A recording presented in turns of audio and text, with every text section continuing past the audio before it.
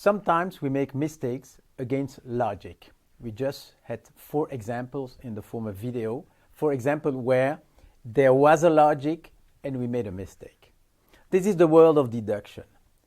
But of course, the other world, induction, the world where I live, the world of creativity, is the world of another kind of mistakes. You cannot be wrong because truth doesn't exist in this world, but the danger is maybe to go too fast, maybe not to think enough, and I will illustrate that with 3 exercises. If I ask you, what's this? Most probably you will answer, this is letter T. Fine. Now I ask you, what's this?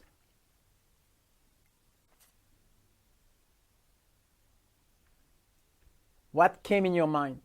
Most probably 2 T's.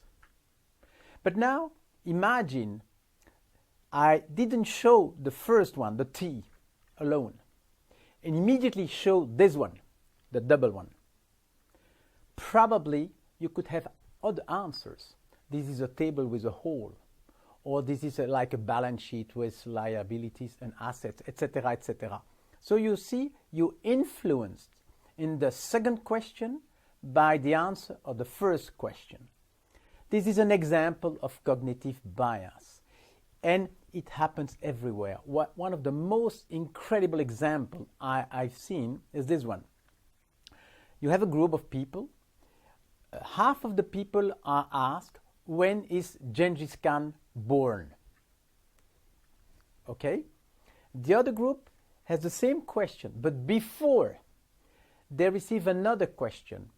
Which are the 3 first digits of your phone number? Guess what happens? The second group puts the birth of Genghis Khan more often before year 2000, 981 or something like that, just as if this souvenir of the 3 digits of the phone number left something like, we need an answer in 3 digits. Isn't that incredible? It is, but it happens everywhere. It's a good example of a cognitive bias. You have hundreds of them, and many, many books describes exactly the danger of this type of thinking. Let's go to another example, was this one. Look at the following set of companies. Goldman Sachs, Deutsche Bank, American Express, and Pfizer. And I ask you, which one doesn't belong to the group? Most probably you will think, oh, Pfizer, because the first 3 has a name with 2 names, like Goldman Sachs. Or maybe you think, hey, they're all in the financial world. Pfizer is pharmaceutical, so you drop Pfizer. Now, let's move to the next one. Consider this set, American Express, Pfizer, Goldman Sachs, and Deutsche Bank. And the question is the same. Which one is a bit odd? Which one doesn't belong to the group? Maybe you think it's Deutsche Bank. Why? Because you move with the 3 first step, American Express, Pfizer. Oh, I'm in the United States. Pfizer, okay, I'm sure. Deutsche Bank is Europe, so you drop Deutsche Bank. So you have the same set, and probably you will drop 2 different companies because you frame the problem differently. You remember in lecture number 3, I think, when we build this H, according to the present mental model, you're going to judge the next one, and this is a beautiful example too.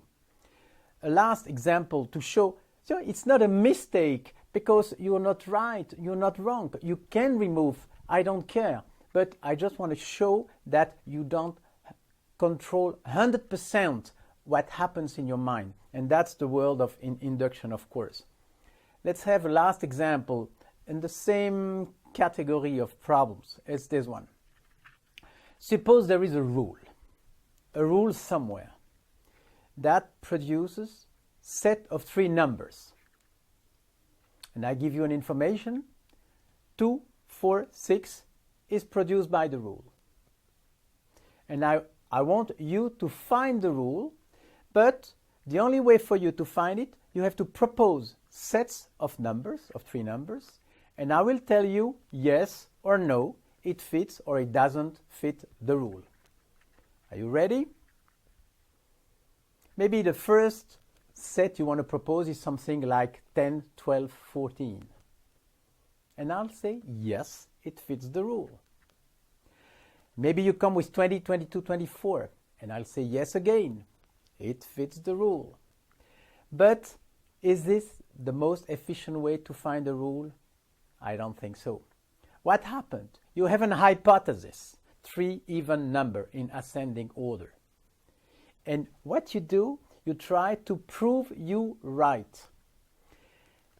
Try to propose a set of numbers that doesn't fit the rule. It's going to be more efficient, you'll see. So you try, for example, 2 for a billion. I say, yes, it fits the rule. Then you can say 3, 2, 1. I will tell you, no, it doesn't fit the rule.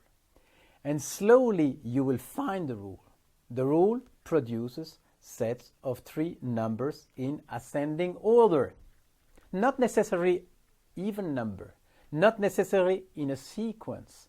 And it shows something very important. When we are asked something, immediately we have an hypothesis, and we will try to confirm our hypothesis.